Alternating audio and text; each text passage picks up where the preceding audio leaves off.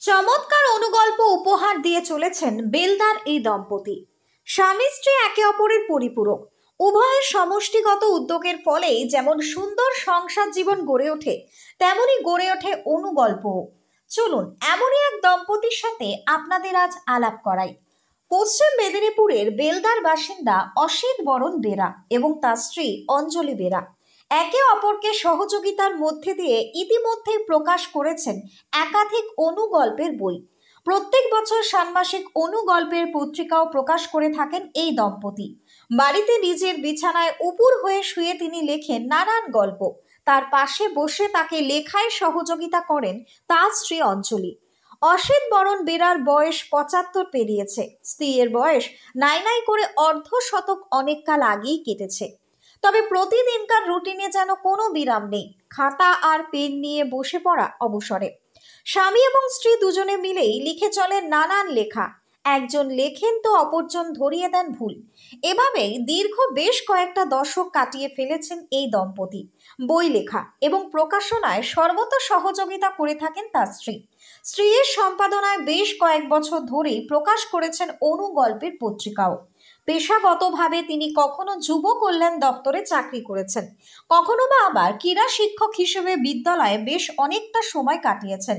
যুবক বয়সে অধিকাংশ সময় খেলাধুলা নিয়ে কাটলেও ছোট থেকেই তার লেখালেখির হাত। প্রথম জীবনে আকাশবাণী যুববাণী অনুষ্ঠানে তার স্বরচিত কবিতা পাঠ হলেও সে অর্থে উৎসাহ পাননি। নিজের ইচ্ছেতেই লিখতেন নানান লেখা। তবে অবসর জীবনে স্থানীয় একটি পত্রিকায় অনুগল্পের ধারাবাহিকভাবে লেখার কারণে তিনি শুরু করেন অনুগল্প লেখার কাজ। এরপর প্রখ্যাত মানুষজনের সান্নিধ্যে এসে তিনি লিখেছেন বেশ কয়েক শতাধিক অনুগল্প। শখের বশে লিখেছেন কবিতাও। গল্পের কাল্পনিক চরিত্রের মতো বাস্তবেও এই বৃদ্ধ দম্পতি কাটিয়ে চলেছেন এক একটি দিন। লিখে চলেছেন একাধিক দারুণ চমৎকার ছোট গল্প। তার অনুগল্পের মধ্যে দিয়ে প্রকাশ পেয়েছে সামাজিক, অর্থনৈতিক এবং বাস্তবধর্মী নানান বিষয়। স্বাভাবিকভাবেও ডিজিটালাইজেশনের যুগে এই বৃদ্ধ দম্পতির সংস্কৃতি চর্চাকে সাধুবাদ জানিয়েছেন সকলেই। Bureau report, news Bangabarta. কবে থেকে শুরু? লেখালেখি কবে থেকে শুরু বলতে গেলে আমি ছোট থেকেই লিখি, আমার স্কুল লাইফ থেকে। সেগুলো আমার খুব ব্যক্তিগত ব্যাপার ছিল, প্রকাশ কোথাও করতাম না। গল্প লিখতাম, কবিতা লিখতাম, সবই নিজস্ব ব্যাপার, ডায়েরিতে লিখে রাখতাম। কিন্তু পত্রিকাতে প্রকাশ সেটা অনেক পরে, ৭-এর দশকে। বা প্রথম গল্প প্রকাশ হয়েছে আমাদের নিজস্ব পত্রিকা দিশারি ছিল, ৭৩ সালে বেরিয়েছিল জানুয়ারি মাসে, সেখানে প্রথম গল্প লেখা। আর তারপরে কবিতার প্রথম প্রকাশ হয়েছে আকাশবাণীতে, যুববাণী বলে যে অনুষ্ঠান হতো যুববাণীতে, সেখানে আমি প্রথম স্বরচিত কবিতা পাঠ করেছিলাম। তারপরে নবকল্লোলে আমার গল্পও ছাপা হয়েছে, কবিতাও ছাপা হয়েছে। এটা ৮-এর দশকে প্রথম গল্প ছাপা হয়, আর ২-এর দশকে ২০০০ পরে কবিতাও ছাপা হয় নবকল্লোলে। আর অনুগল্প রহস্যটা হচ্ছে একটু অন্যরকম। স্থানীয় পত্রিকা চন্দন ঘোষালের যে পত্রিকাটা আছে, চন্দন একদিন আমাকে অনুরোধ করে যে গল্প লিখতে। আমি তখন বললাম, না, বড় গল্প ধারাবাহিকভাবে কেউ পড়বে না বা মনে রাখতে পারবে না, আমি তোমাকে ছোট ছোট গল্প দেবো। সেই অনুযায়ী আমি ছোট ছোট গল্প, তার নাম দিয়েছিলাম তখন মিনি গল্প। মিনি গল্প নাম দিয়ে 10টা গল্প প্রকাশ করেছিলাম।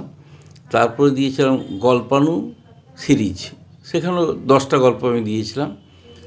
মোটামুটি বেলদার পাঠকরা সাড়া দিয়েছিল, ভালো লেগেছিল। এবং তারপর থেকে আমার এখানে ওখানে ওই ছোট গল্প পত্রিকাতে দিতাম। প্রদীপ মাইতি রয়েছেন কুলটিগরি, তিনি আমাকে উৎসাহিত করেছিলেন এই ছোট গল্প লেখায়, এবং পত্রিকায় প্রকাশ করার জন্য তিনি সাহায্য করেছিলেন। এই করতে করতে 50টা গল্প লেখা হতে তখন একটা বই বের করেছিলাম, গল্পাণু 50। তবে গল্পাণু 50 এই নামকরণটা করেছেন সাহিত্যিক অনিল ঘড়াই। অনিলবাবু আমার এই বইটা সূচনা মুখবন্ধ বা সূচনা করে দিয়েছিলেন, লিখে দিয়েছিলেন। তখন তিনি আমাকে বুঝিয়েছিলেন অনুগল্প কাকে বলে, গল্পাণু কাকে বলে ইত্যাদি। প্রায় ঘণ্টাখানিক তিনি আমাকে সময় দিয়েছিলেন এবং আমাকে উৎসাহিত করেছিলেন যে সিরিয়াস লেখার জন্যে। কিন্তু দুঃখের বিষয়, আমি সিরিয়াস লেখক নই। আমি আমার যখনই মনে হয় যে লিখব বলে তখনই লিখি। তার কথা অনুযায়ী আমি প্রতিদিন লিখতে পারিনি। এখানে অনেকেই আছেন যারা প্রতিদিন কিছু না কিছু লেখেন, আমি সেভাবে লিখতে পারিনি। তো অনুগল্প এই করে আমি লেখা শুরু করেছি। এখন প্রায় 7 মতো লিখেছি মাত্র। তাতে কিছু বই আকারে বের করেছি। প্রথম অনুগল্প 50 বের করেছিলাম, তারপর আমি পৃথা, তারপরে বের করেছি অনুগল্প একাই 100, অনুগল্প উজ্জ্বল 100, অনুগল্প 75, এই করে অনুগল্পের বই বের করেছি। আর কি সহযোগিতা করে? আপনার স্ত্রীও সহযোগিতা? হ্যাঁ, আমার স্ত্রীর সহযোগিতায় আমরা অনুগল্পের পত্রিকা বের করি 2009 সাল থেকে। হ্যাঁ, এবং 16 বছর ধরে আমরা চালাচ্ছি দুজন মিলে। মূলত আমার স্ত্রী সিলেকশনে থাকেন এবং কারেকশানে থাকেন, সংশোধন করায় থাকেন।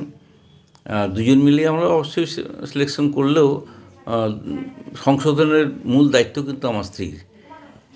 এখনকার দিনে তো কবিতা অনেকে লিখলেও অনুগল্প লেখার প্রবণতাটা তো মানুষের মধ্যে। অনুগল্পের প্রবণতাটা এসছে মূলত কিন্তু আমাদের সম্পাদক চন্দন ঘোষালের জন্যে। চন্দন ঘোষালের পত্রিকাতে আমি বিশ্বকাপ যখন খেলতে যায় সৌরভ গাঙ্গুলির ভারত, তখন আমি রিপোর্ট করেছিলাম। সেই রিপোর্টগুলো মোটামুটি স্থানীয় লোকের ভালো লাগার জন্যে ও আমাকে বলে যে গল্প লিখতে পত্রিকায়।